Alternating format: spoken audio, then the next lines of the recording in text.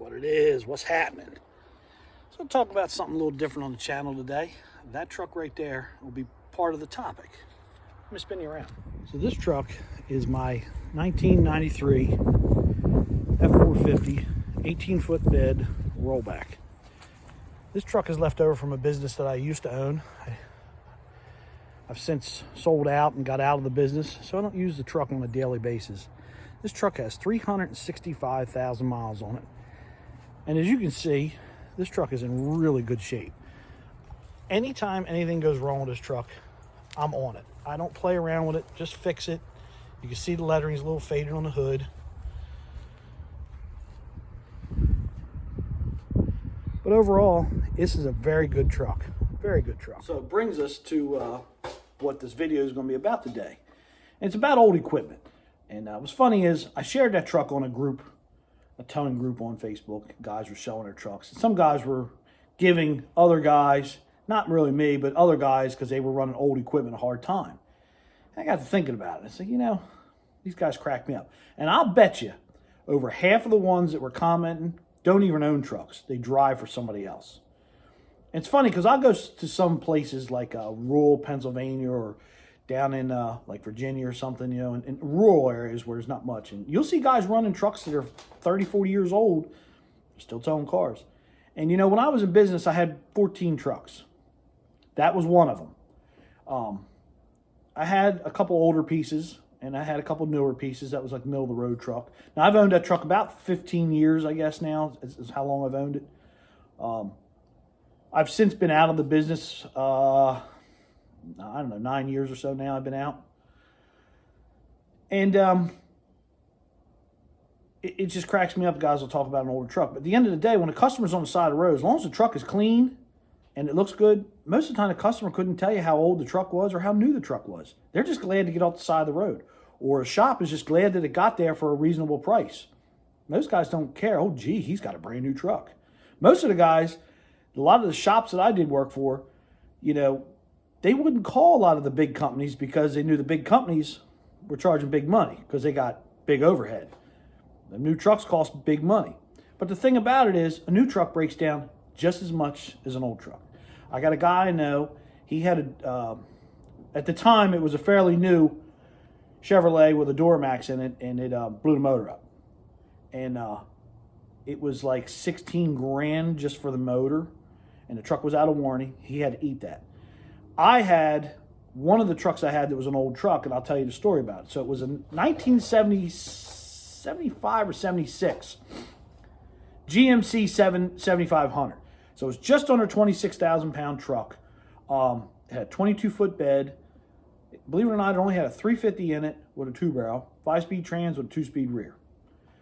I bought the truck up in the Poconos. I didn't pay much for the truck. And I bought the only reason I bought the truck was I had gotten a couple contracts with some farmers in my area. And I was moving equipment and fuel tanks on the farms. So I bought this truck for one summer. I had, like I said, I had a couple of jobs lined up, and I didn't want to take my other trucks down in these farm fields because sometimes we had to drive through the woods and through, you know, these cornfields and stuff. And I was like, man, I mean, you know, granted, not some of my stuff isn't brand new, but I really hate to take them through there and get them all scratched up and messed up or bend a mirror because we're going down between the trees. I'm going to buy not a raggedy truck, but I'm going to buy an older truck that I don't have a lot of money in, and I'll just designate that truck for that job. So I found this, I think it was a 75 GMC. Found it up in the Poconos. I actually bought it off of, it was on eBay. It was for sale on eBay. Then the ad disappeared. Then it came back, and it was really weird. So I actually sent the guy an email, and we corresponded a couple of times. He gives me his phone number. We get talking on the phone, and it turned out he had took a deposit from somebody in Alaska. And here's the truck in the Poconos on the East Coast. Makes no sense. So he said, well, I already got a check for $250. He said, if the check's no good, I'll call you back. So a couple weeks go by, he calls me back. Are you serious? Absolutely. I drive up, buy the truck, drove the truck back home with hardly any brakes. The brakes had, from sitting, they were, you know, really lousy. But I get the truck back to, you know, the closest town in Delaware, which is Newark. A friend of mine lived right off I-95. So I was able to take all the highway roads to get to my buddy's house to leave it there, and then we fixed. It actually had a couple of bad brake hoses were collapsed and wouldn't let us bleed the brakes out. Replaced a couple of rubber brake hoses, and it actually had perfect brakes after that.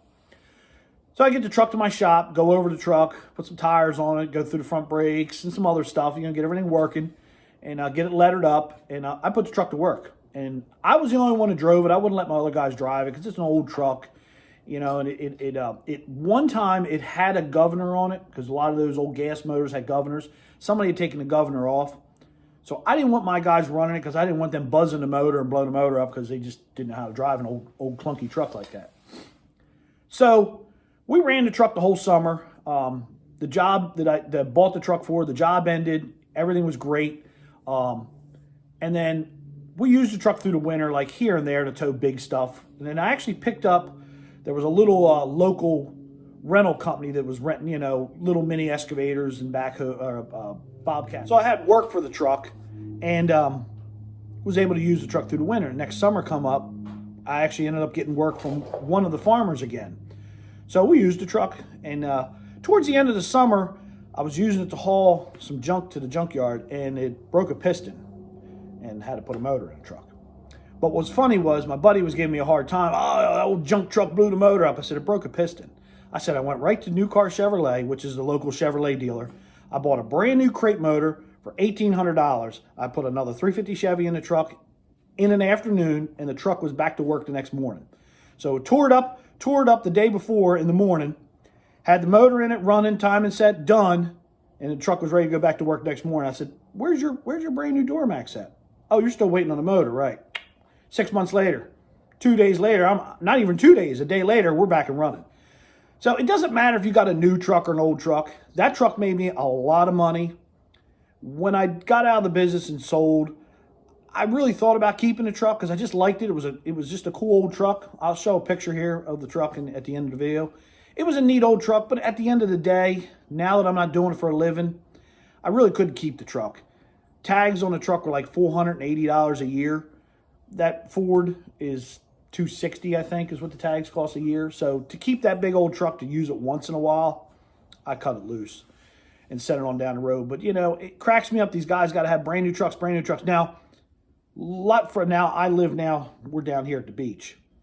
But a lot of stuff up north, you get towards Wilmington and Philadelphia and New Jersey, them guys all have to have brand new flashy trucks. Every year they got a new truck, or every other year they got a brand new truck.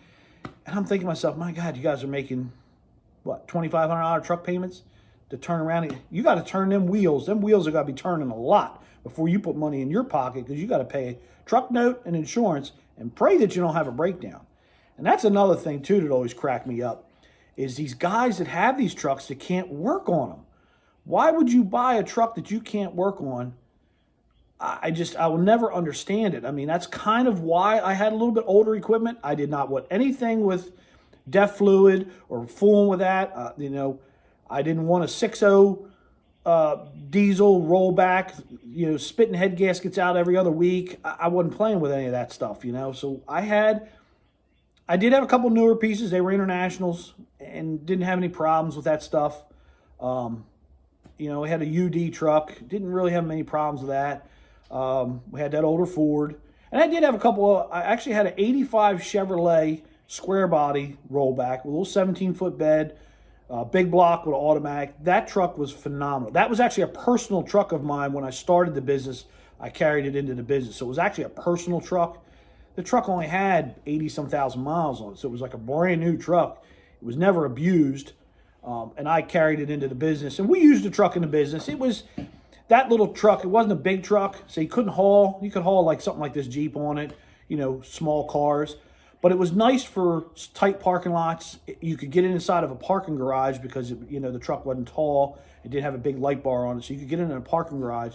So we kept that truck for, small stuff, light stuff. If we got somebody wanted a lawnmower moved or something, that was a perfect truck for that. We used that truck a lot. That truck was on the road almost every day. But the big rollback that was old, my buddies, oh man, that's an old truck. I can't believe you have that. We ran that truck for a couple of years. Like I said, I bought it to do the job that one summer on a couple of farms. And within a month, the truck, it made its money. I think I paid $3,500 or Yeah, I think it was like $3,500 paid for the truck. Wasn't much. Yeah, put maybe $1,000 in it or something, you know. Didn't put much in until it lost the motor, you know. And actually, I still have the 350 that came out of that truck because it's a steel crankshaft 4-bolt main 350, and it actually broke the ring gland. The top part of the piston just broke right off. That's what happened to it. It sounded like somebody took a handful of bolts and threw them in a plastic bucket when it did it, and it shut right off. And I went, you got to be kidding me. That thing was running beautiful. But my guess is it probably, because the truck sat a lot, because the truck didn't have a lot of miles on it when I bought it. My guess is it sat and it probably had a stuck ring, and it probably had cracked the ring gland on the piston from it sitting, you know, stuck ring, a little bit of rust on the cylinder wall. It probably cracked it, and then here I am running the truck regularly and running it, and eventually it just broke the piston. Didn't hurt the block. It's 100% fixable. But for me, being in business, it was faster to go over to the dealership, buy a brand new 350 Chevy out of a crate, put it in the truck, put oil in it, put the intake carburetor on it, and go. It's just a lot faster. I mean, like I said, it broke in early in the morning. We got the truck back to the shop by noon. I had one of my drivers go up to the dealership, pick the motor up. We were taking the motor out of the truck, and the exhaust manifolds and stuff were still hot. The motor was still warm. We were taking it apart. We're draining the antifreeze, and it was hot. So we literally had the motor out of the truck that night, new motor in the truck. I think the next morning just set the time in, made sure everything was full, and I shot it straight to the farm in the morning. I would go to the farm. I think we went there twice a week early in the morning, move tanks and the pumps and stuff for them, and then they would set everything up, and then I'd come back a couple days later and move it to another side. Why they didn't drag it around with a tractor, I have no idea. I didn't care. I didn't ask. I didn't offer any information. They're paying me to come down with a truck, move the stuff for them. I don't care. I'm getting paid. So that's what we did. And we did a couple of farms we did this on. And again, I don't know why they didn't drag with the tractor, because these tanks were on a skid. I don't know. Don't care. Got paid to move the stuff. And that's what I used the truck for. And then when the one farm was just waiting to get their irrigation, they were pulling water out of a creek. And when they got done doing that they were getting regular irrigation set up. They were just doing that temporarily to run stuff. Once they got set up, they were done with us. But there was a couple other ones down the road that did not have that. It was cheaper for them just to pay us to move the tanks, and they would set them up at different spots. Again, I don't know why they did it that way, but I don't care. But it just cracks me up that some of these guys, that's old stuff. That stuff's junk. That stuff's obsolete. It still tows a car. Nothing has changed with loading a car up on a rollback in the last 30 years. That thing's broke down. That thing doesn't care if it's on a brand new truck or if it's on a 30-year-old truck. It doesn't care. So maybe got a little something out of the video today. Sorry, I had to cut the videos in a couple pieces. Something's wrong with the phone. I do most of my videos off my phone, and there's something wrong with the phone. It's just old junk. I tell you, I think they have these things set up so that they only make it so many years, and they force you into buying a new one. So look, I'm going to get at it. I'm working on today. I'm working on the shop. We put up last night. We insulated these walls, and I'm trying to caulk all the seams to try to make it as tight as I can. Did this wall a couple of weeks ago. Yesterday, we insulated behind there and put these two pieces up. So I'm going to work my way over here. Behind me, in front of the Jeep here, where the workbench and stuff is, did those. I did them last week, week before last. Finally got some stuff hung up on the wall.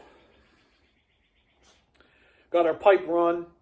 That's our air line. We got it all the way over there. I'm going to get a hose made from there to the hose reel, if I can figure out how to point. Just going to use a hose, because that's what I have on the compressor itself. I have a hydraulic hose with fittings that goes from the pump, or from the compressor, to this black pipe. That way it's flexible and it's not all rigid. I don't have to worry about anything breaking. And we walled up in between the doors. We insulated, did that last night. So today I'm going to work on putting a little more together. I'm painting as I go along. That way I can put stuff away and kind of keep this place somewhat open. I've got a lot of it cleaned up, so I can kind of move around in here. I mean, I've got insulation and stuff over there. So, in this job here, I'll share a little bit on this when I get rolling on it here in a little bit. I've got some of it cut out. I'm replacing the centers of the frame rails. They're rotted out. So today I'll probably get this off and get some more of it cut out and get the frame prepped for replacing the center of the frame rails where they rot out. So look, I'm going to get at it. Holla at your boy. Keep it reals.